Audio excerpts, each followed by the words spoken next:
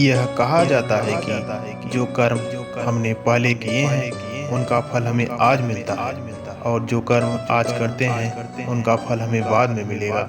कर्मा के पास न कागज है न किताब है, फिर भी सारे जगत का हिसाब है।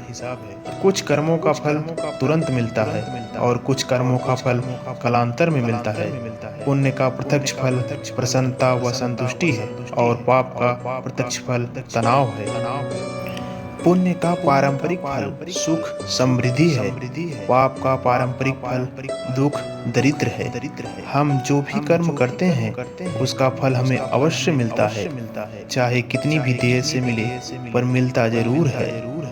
कर्म के नियम में किसी भी वकील की बहस नहीं चलती, और ना ही किसी की सिफारिश चलती है। जब तक हमारे पुण्य कर्म का फल हमारे साथ है तब तक सही है, लेकिन हम जो गलत कर्म करते हैं वह तो समय आने पर ही फल देता है।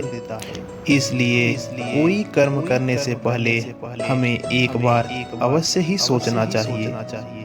कई कर्म ऐसे होते हैं जो हंसते हंसते किए हो, लेकिन उसका फल रोते रोते भुगतना पड़ता है।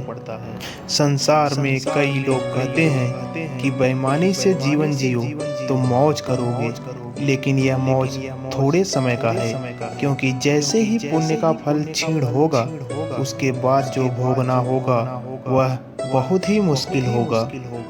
जिसने जैसे कर्म संसार में किए हैं उन्हें उन्हीं के अनुसार ही फल को भोगना पड़ेगा। यही संसार का नियम है। दोस्तों, कर्म के फल को हम एक कहानी के माध्यम से समझते हैं।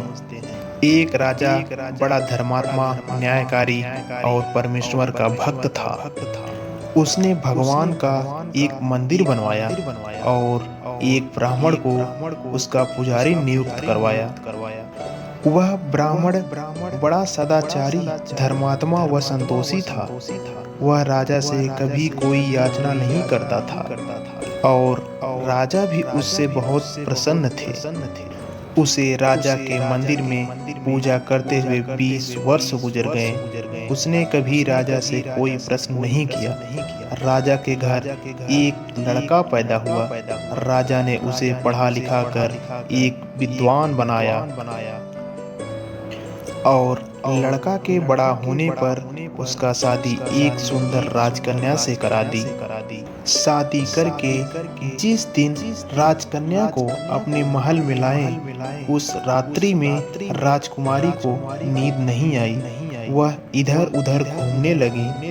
राजकन्या अपने पति के पलंग के पास आई तो उन्हें एक हीरे मोती से जड़ित सुंदर सी तलवार दिखी। उस राजकन्या ने उसे देखने के लिए वह तलवार म्यान से बाहर निकाली। उसकी तीक्ष्ण धार व बिजली जैसी चमक को देखकर वह डर गई। तलवार उनके हाथ से छूट गई और सीधा जाकर राजकुमार के गर्दन पर गिरी। तलवार में अत्यधिक तीक्ष्ण धार होने की वजह से राजकुमार की गर्दन कट गई और उनकी मृत्यु हो गई। राजकन्या अपने पति के मरने का बहुत शोक करने लगी। उसने परमेश्वर से प्रार्थना की, हे प्रभु, मुझसे ये कैसा पाप हो गया।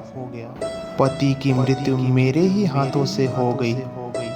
आप तो जानते हैं कि यह सब गलती से हो गया, परंतु सभा में सत्य नहीं कह सकती, क्योंकि इससे मेरे माता पिता व सास ससुर को कलंक लगेगा तथा इस बात पर कोई विश्वास भी नहीं करेगा।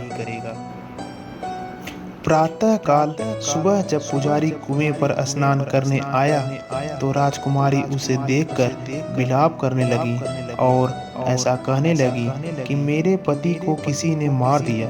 लोग इकट्ठे हो गए और राजा साहब आकर पूछने लगे, किसने मारा है?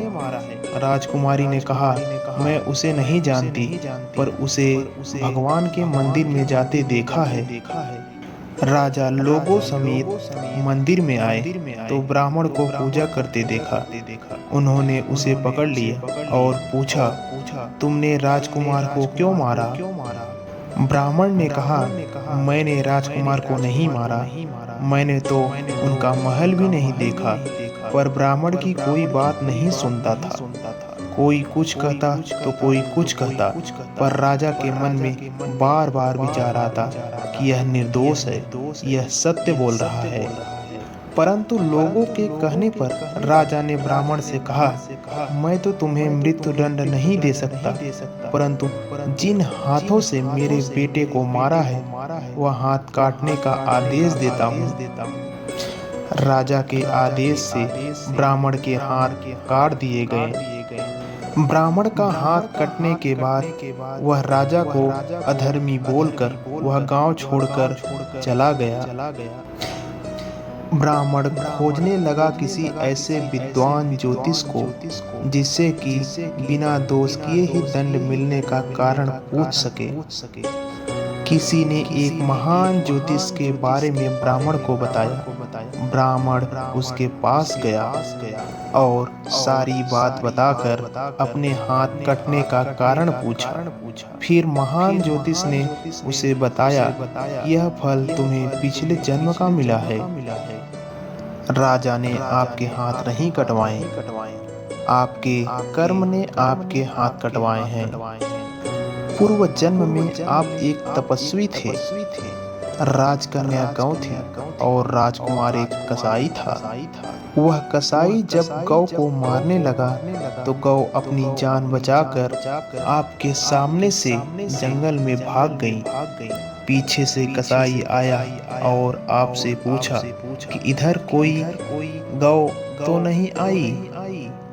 आपने प्रण कर रखा था कि झूठ नहीं बोलूंगा। अतः जिस तरफ गौ गई थी उस तरफ आपने हाथ से इशारा किया।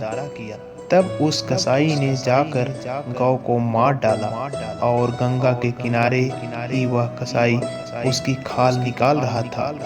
इतने में एक शेर आया और कसाई को मार डाला और खा गया। उन दोनों की हड्डियां गंगा में बह गईं। गंगा जी के प्रताप से कसाई को राजकुमार व गौ को राजकन्या का जन्म मिला एवं पूर्व जन्म के उस कर्म ने उन दोनों को एक रात्रि के लिए मिलाया। चूंकि कसाई ने गौ को हंसिया से मारा था, इसलिए राजकन्या के हाथ से अनायास तलवार गिरने की वजह से राजकुमार का सिर कटा और वह मर गया। इस तरह कर्म अपना फल देकर निवृत्त हो गया। तुमने जो इशारा रूप कर्म किया था उस पाप कर्म ने तुम्हारा हाथ कटवा दिया। इसमें तुम्हारा ही दोष है, किसी और का नहीं। कर्म फल का भोग टलता नहीं, इसलिए अच्छे कर्म को करने और बुरे कर्मों से बचने की सलाह दी जाती है, क्योंकि जैसा कर्म होगा उसका फल अवश्य ही मिलेगा। जो दूसरों का बुरा सोचते हैं उनका बुरा अवश्य ही होता है। कर्म चक्र कभी नहीं रुकता। मीठी वाणी से बढ़कर कोई बोल नहीं, पर हित में जो खर्च किया उस समय का कोई